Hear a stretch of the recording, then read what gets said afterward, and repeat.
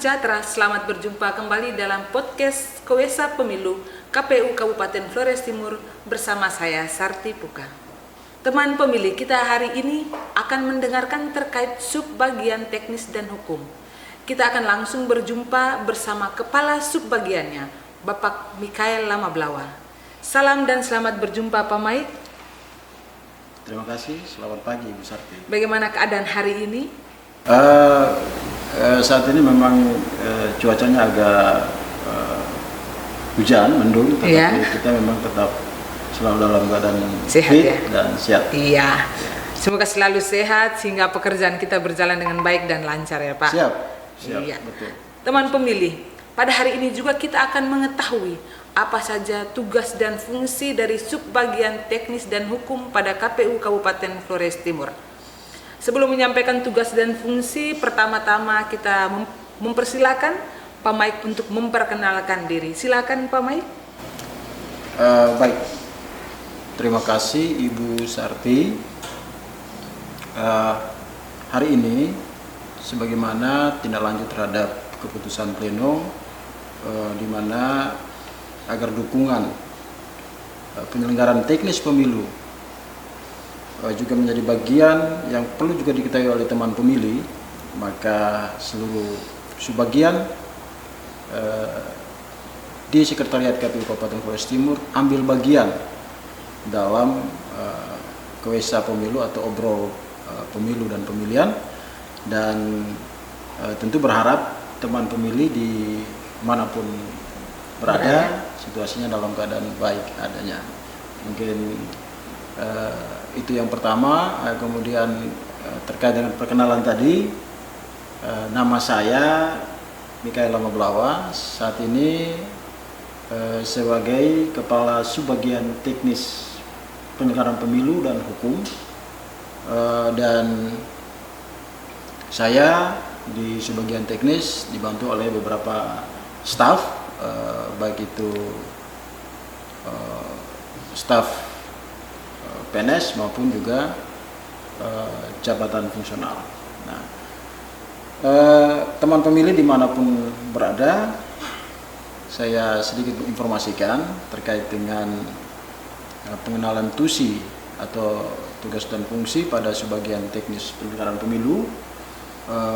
Itu berdasarkan perubahan kedua dari peraturan KPU 14 tahun 2020 menjadi peraturan KPU nomor 21 tahun 2003, di mana pada pasal 231 menyebutkan bahwa Sekretariat KPU Kabupaten Kota itu terdiri dari subbagian keuangan umum dan logistik, subbagian teknis penyelenggaraan pemilu dan hukum, subbagian perencanaan data dan informasi, subbagian partisipasi dan hubungan masyarakat, dan SDM, dan yang terakhir adalah ada kelompok jabatan fungsional.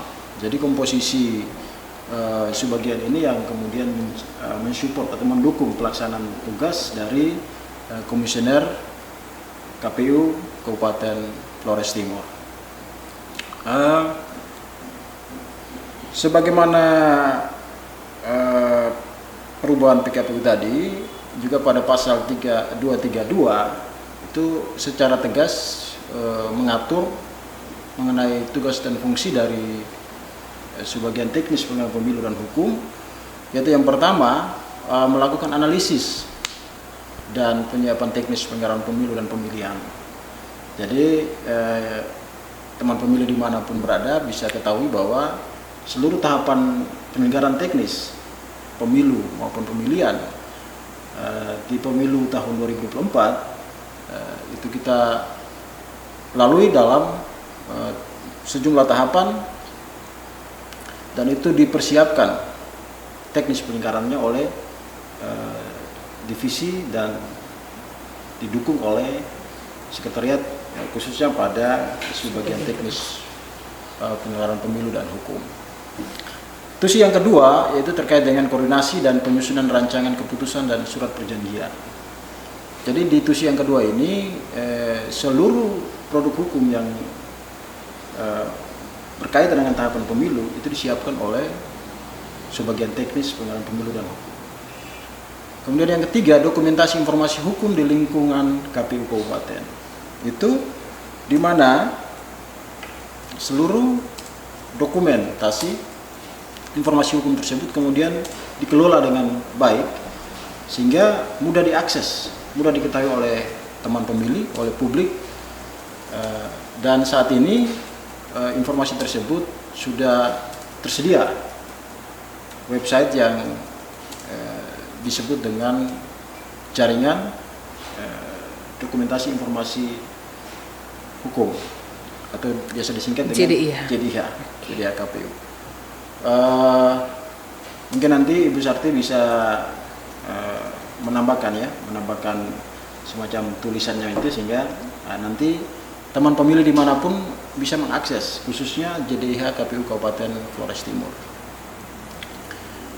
Yang ketiga itu terkait dengan penyiapan pelaksanaan advokasi dan penelaan hukum serta fasilitasi penyelesaian sengketa pemilu maupun pemilihan. Jadi yang terakhir ini manakala misalnya kita dalam pelaksanaan tahapan pemilu dan pemilihan ada sengketa, tugas utama dari sebagian teknis penyelenggaraan pemilu dan hukum adalah melakukan advokasi, penelaan hukum dan fasilitasi terhadap penyelesaian perselisihan hasil sengketa. Mungkin itu sementara Ibu Sarti. Baik, terima kasih Pak. Jadi untuk terkait tugas dan fungsi ada salah satunya itu terkait produk hukum juga ya di dalamnya. Produk hukum yang kita dapat lebih mudah diakses oleh teman-teman pemilih di luar sana melalui JDIH KPU Kabupaten Flores Timur. Betul. Jadi teman pemilih ada satu link alamat yang bisa kita kunjungi bersama terkait produk hukum yang dikeluarkan oleh KPU Kabupaten Flores Timur melalui JDIH KPU Kabupaten Flores Timur. Itu teman-teman bisa mengunjunginya, di dalam itu ada produk-produk hukum yang bisa teman-teman ketahui. Betul. Oke, baik Pak. Terima kasih. Yang berikut untuk dukungan atau support pada saat pemilihan pemilu ataupun pemilihan, support apa yang diberikan dari subbagian teknis dan hukum untuk agar pemilihan dan pemilu itu berjalan dengan baik? Oh ya, terhadap dukungan terhadap kegiatan pelaksanaan tahapan pemilu dan pemilihan, ini bisa saya jelaskan berdasarkan sejumlah tahapan teknis yang ada dalam pemilu maupun pemilihan. Yang pertama itu perencanaan teknis. Perencanaan teknis itu dengan adanya penyusunan peraturan pedoman teknis KPU, kemudian standar operasional prosedur dan pembentukan helpdesk. Jadi sebelum tahapan pemilu itu berjalan, perencanaan teknis ini perlu kita persiapkan dengan baik.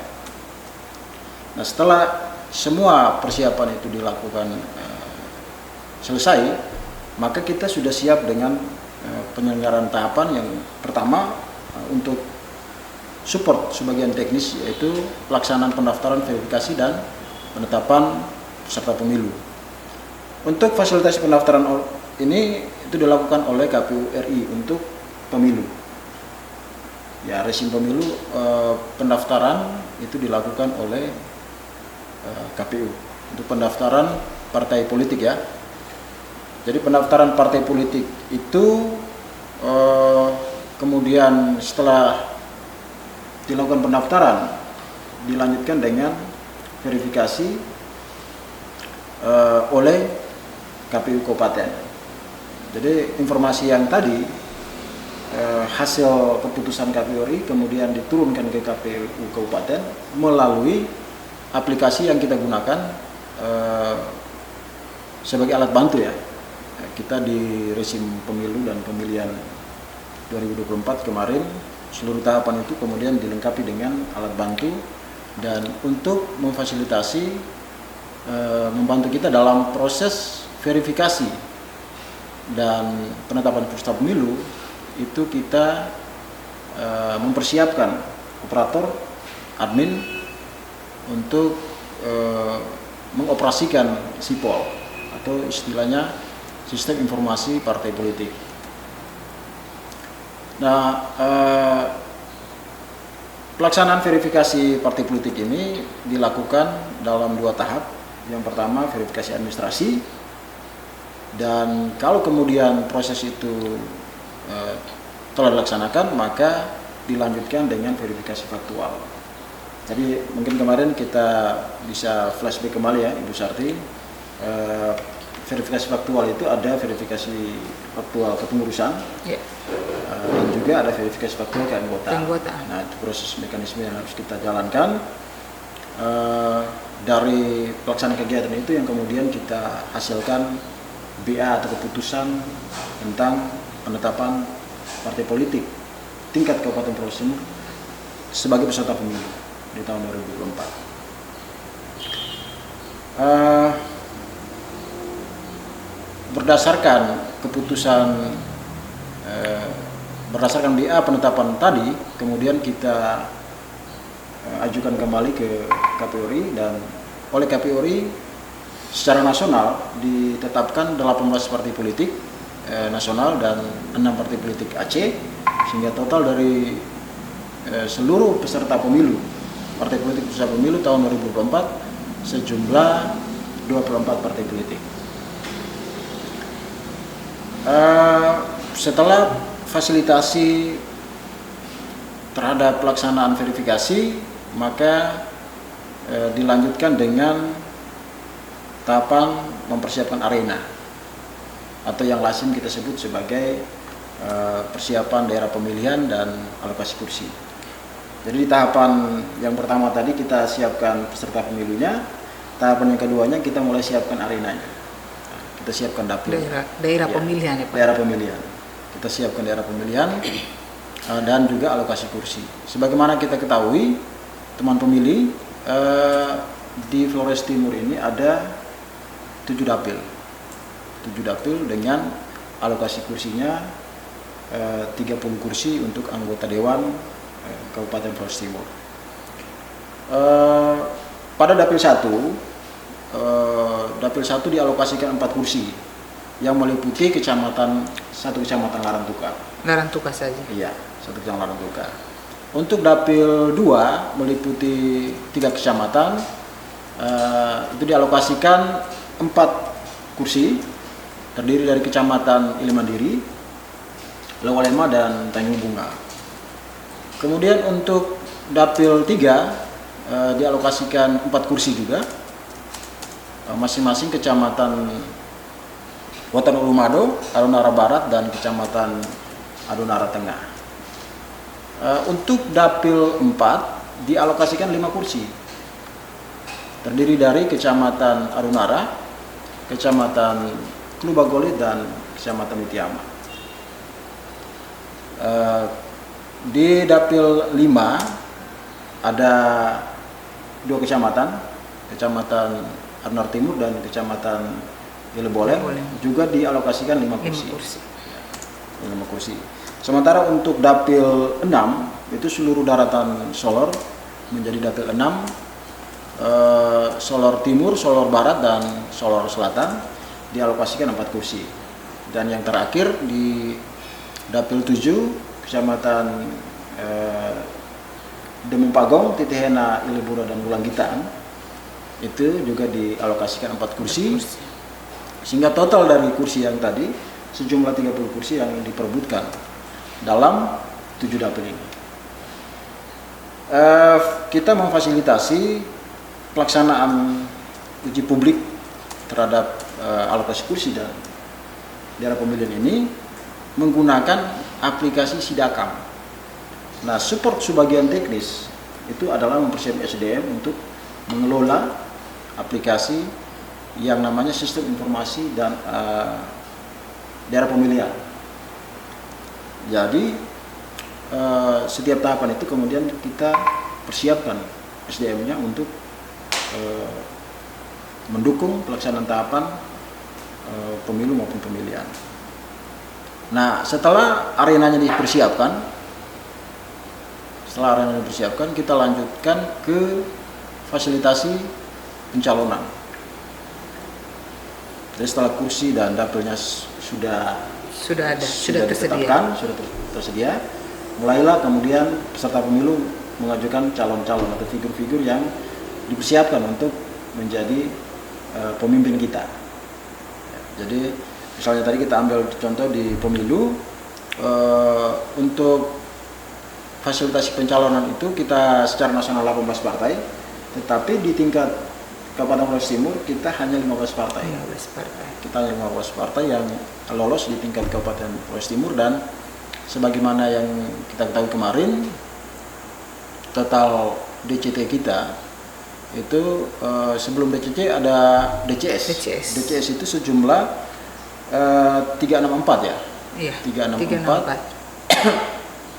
Dari DCT itu kemudian berproses, kita lakukan verifikasi, klarifikasi, dan pada akhirnya muncul tanggapan masyarakat. Jadi ada fase-fase yang harus dilalui sampai pada penetapan daftar calon tetap, sehingga dari DCS tadi sejumlah 3 orang dinyatakan tidak memenuhi syarat, sehingga DCT-nya hanya tersisa 361 dari 364. Nah, proses dukungan sebagian teknis pada tahapan pencalonan ini juga kita kembali lagi menggunakan aplikasi. Ya, jadi ritme kerja kita memang sudah sangat baik. Kita hanya mempersiapkan SDM yang memadai, SDM dengan kapasitas, dengan kemampuan yang cukup untuk mendukung mengoperasikan penggunaan aplikasi-aplikasi ini. Ya, kita lanjutkan ya. Pada tahapan pencalonan ini juga KPU Kabupaten Flores Timur, khususnya di Subbagian Teknis Penyelenggaraan Pemilu dan Hukum, berupaya untuk memaksimalkan SDM yang ada. Sebelum kemarin kita ada tambahan teman-teman CPNS, kita masih sangat terbatas, tetapi kemudian kita optimalkan untuk bisa menghandle sejumlah aplikasi. Nah, aplikasi Silon atau biasa disebut dengan sistem informasi pencalonan itu kita gunakan untuk memfasilitasi pelaksanaan pencalonan oleh peserta pemilu. Dari penggunaan aplikasi tadi, selama tahapan pencalonan itu memang kita temukan ada beberapa peserta pemilu yang mungkin belum menerima hasil atau proses pencalonan yang kita lakukan. Tapi itu kemudian bisa kita lalui, dan kita bersyukur bahwa tidak berujung pada sengketa proses. Setelah proses pencalonan, peserta pemilu tadi kita sudah tetapkan melalui DCT, maka selanjutnya adalah melakukan visualisasi diri atau biasa kita sebut dengan kampanye. Nah, para kandidat yang tadi sudah diusulkan peserta pemilu melakukan kampanye, namun dibiayai dengan dana kampanye yang pada prinsipnya itu sudah terukur. Dan proses dalam pembiayaan tersebut juga dilakukan koordinasi bersama KPU dan juga peserta pemilu untuk menetapkan besaran biaya pelaksanaan kampanye, sehingga dalam proses kampanye itu bisa dipertanggungjawabkan atau akuntabel dalam pertanggungjawabannya. Sehingga kembali lagi pada tahapan ini juga kita kenal dengan aplikasi SIKADK atau Sistem Informasi Kampanye dan Dana Kampanye. Ya. SIKADK ini juga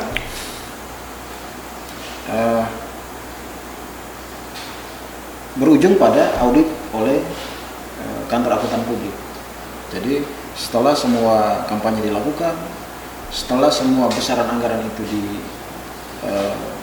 masukan dipersiapkan melalui yang pertama kita fasilitasi pembukaan rekening dan kampanye, kemudian bagaimana alur dari penggunaan anggaran itu melalui penerimaan dan pengeluaran dana kampanye, kemudian yang terakhir dengan penutupan rekening khusus dan kampanye. Jadi alur-alur ini yang kemudian secara aplikatif, secara sistem sudah diatur dengan sangat baik sehingga akuntabel dalam atau membuka informasi terbuka bagi publik untuk mengetahui alur kas proses yang dilaksanakan, dan itu proses itu diaudit oleh kantor akuntan publik. Nah, untuk hasil dari audit dana kampanye, kalau kami tidak salah, informasi terkait dengan kampanye dan kampanye ini kemudian sudah ada dalam PPD kita ya. Kalau misalnya ini belum tersedia, ini menjadi hal penting untuk kita perhatikan sehingga berkenaan dengan berapa besar informasi penggunaan anggaran selama pemilu tahun 2024 itu juga menjadi informasi publik yang perlu diketahui oleh teman pemilih sekalian. Kalau saya tidak salah itu pengumuman besaran batasan kampanye dan kampanye memang kita selalu sering lakukan, dan bahkan itu kita update-nya sesuai dengan timingnya kemarin. Kalau teman pemilih bisa mengakses website KPU Kabupaten Flores Timur, mungkin bisa coba searching, informasinya sepertinya ada di dalam website KPU Kabupaten Flores Timur.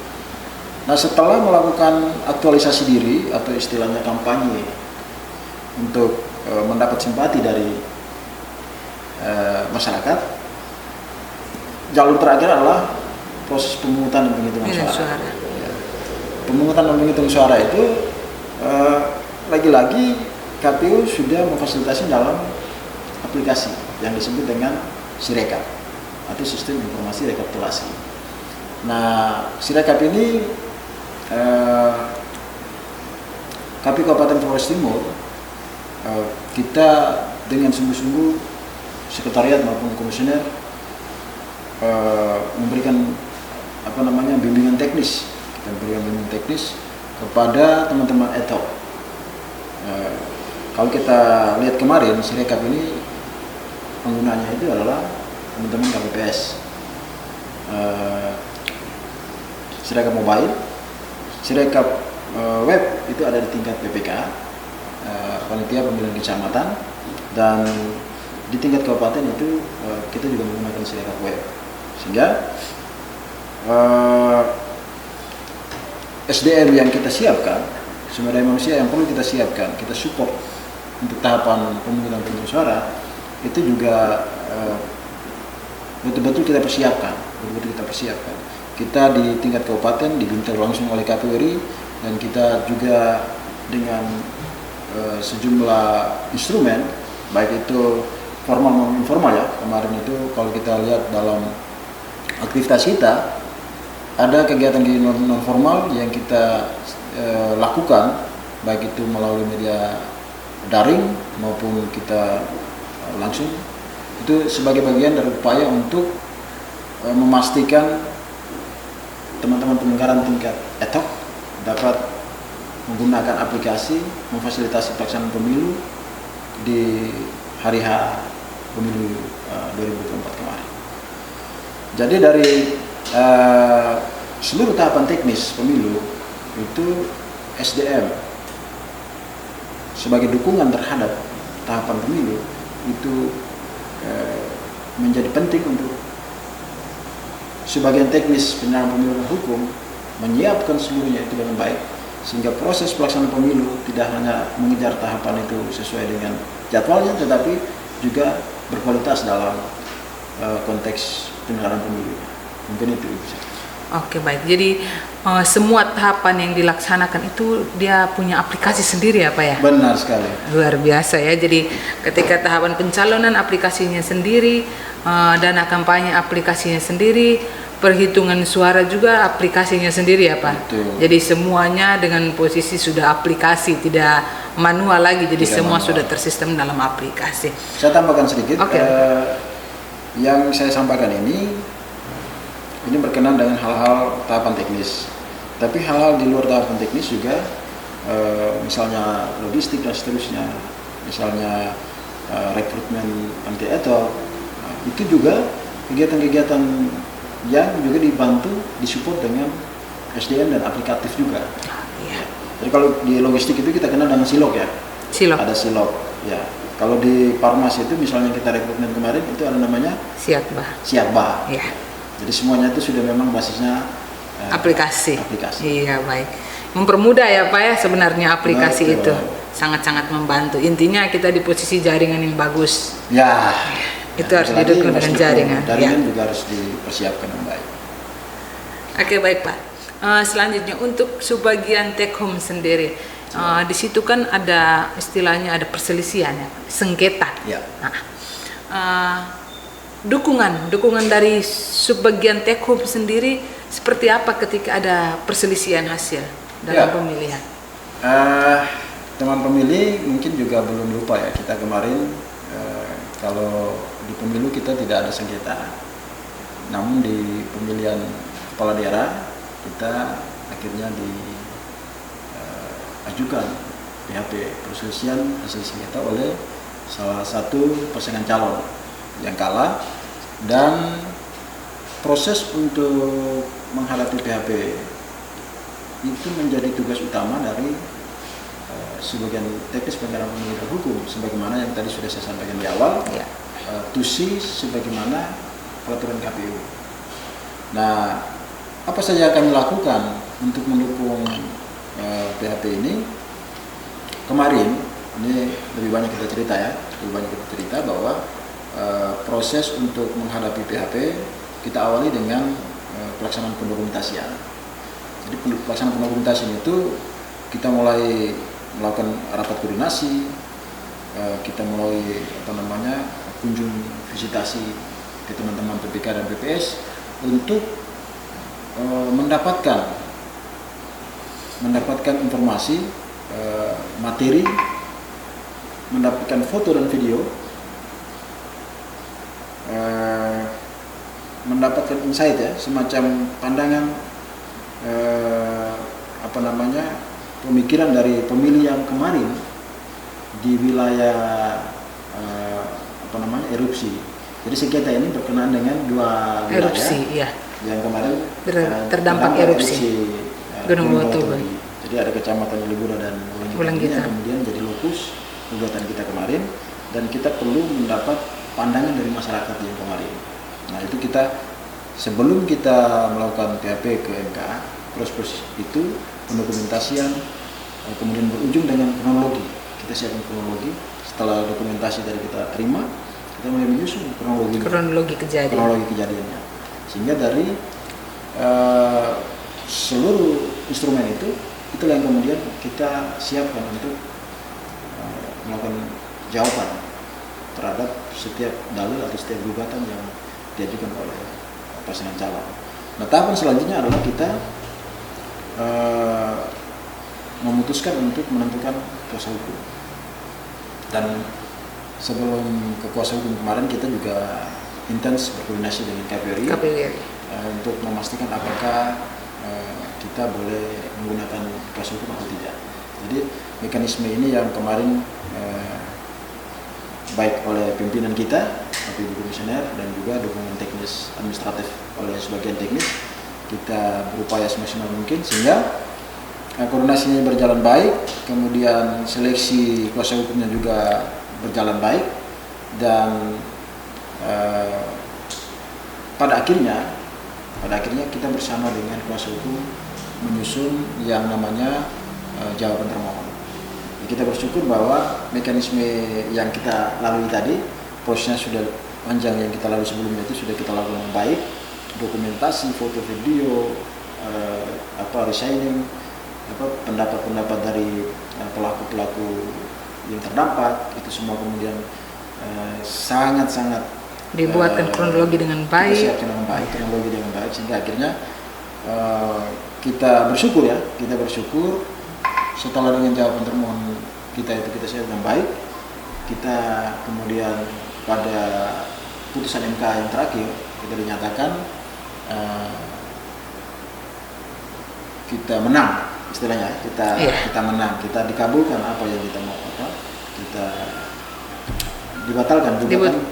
dibatalkan gugatan dari penggugat pasangan calon, salah satu pasangan calon kepala wilayah kemarin.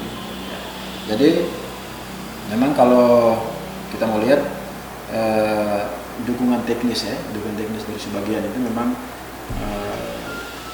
sangat vital.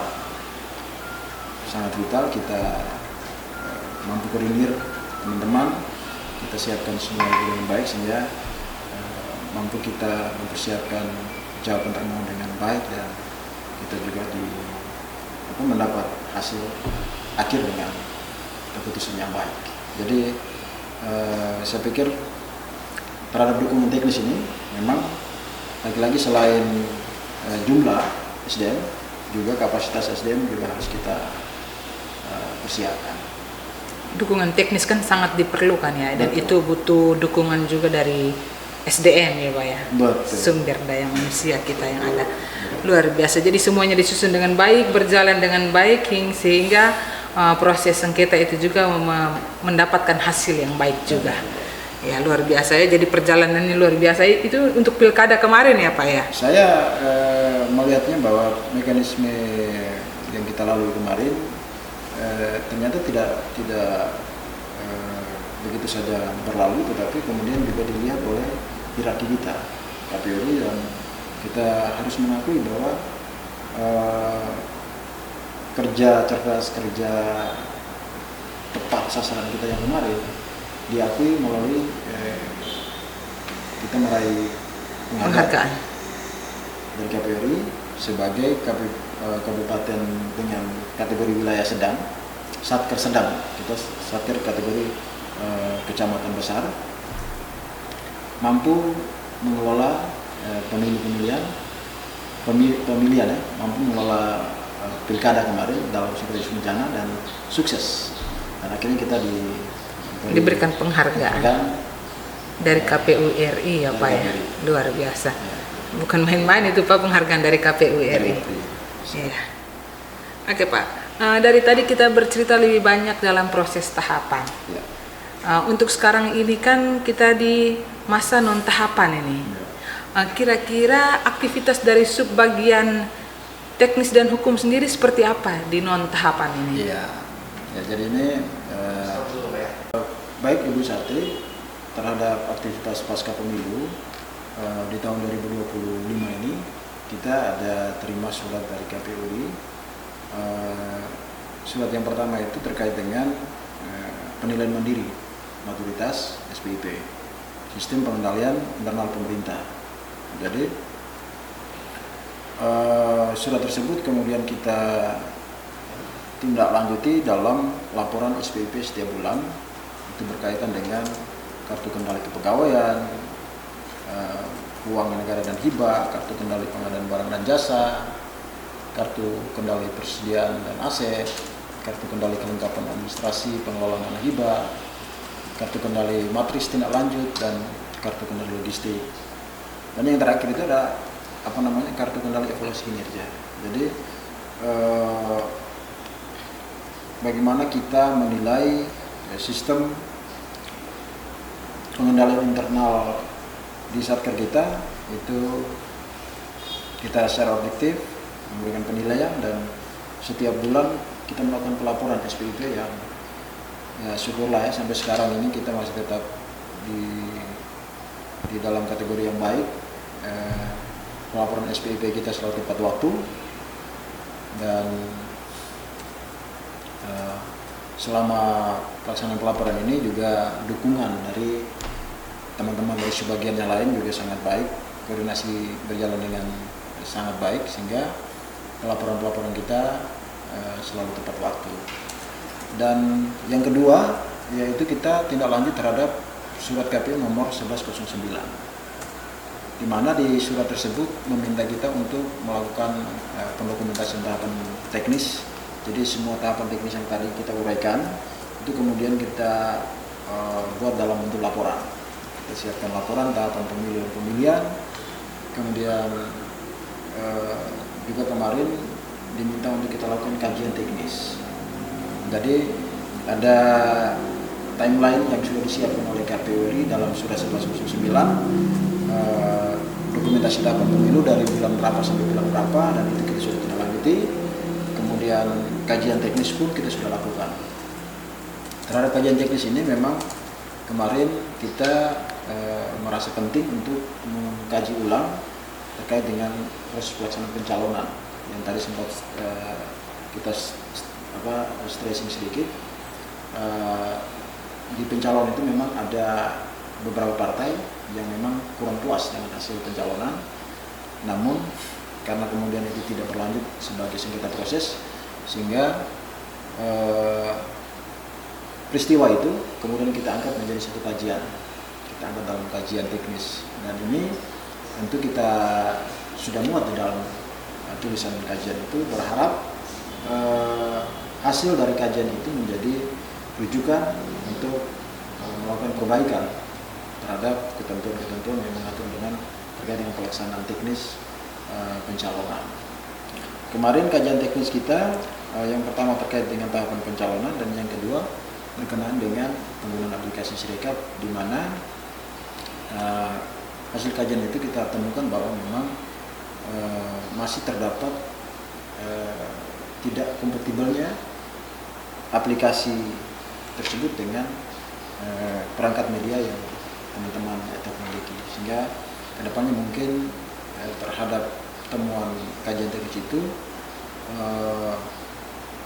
aplikasi sendiri mungkin bisa lebih dimutakhirkan, sehingga dengan device atau dengan media apapun bisa mengakses aplikasi tersebut.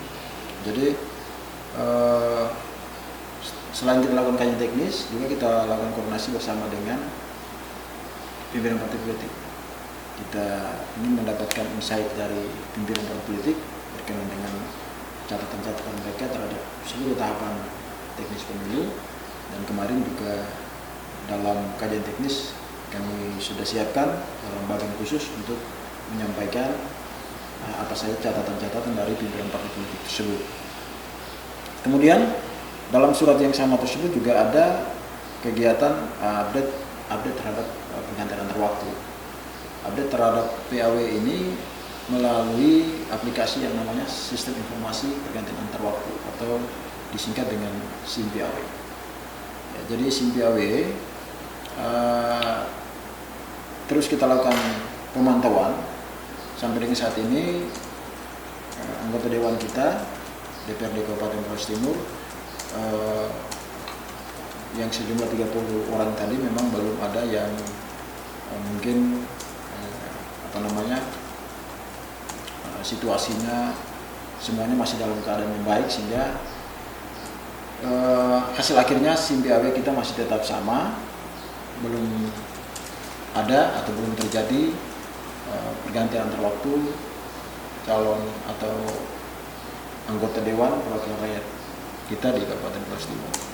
Yang terakhir ada pemutahiran data partai politik, itu melalui SIPOL. Kita ketahui bahwa di dalam SIPOL itu pasca pemilu kemarin ada sejumlah partai yang kita sudah tetapkan. Misalnya nanti ada perubahan status dari keanggotaan, status dari kepengurusan, status dari kesekretariatan, misalnya bangunan yang sebelumnya mungkin disewa dan masa akhirnya sudah berakhir, mungkin berpindah ke tempat lain. Jadi update terhadap data-data kepengurusan, tempat kantor maupun keanggotaan itu dilakukan dalam range waktu semester 1 dan semester 2. Jadi di semester 1 kemarin sudah memang kita lakukan pemutahiran, dan berharap untuk semester 2 ini pemutahiran ini bisa dilakukan dengan baik sehingga membantu kita dalam pelaksanaan pemilu yang akan datang.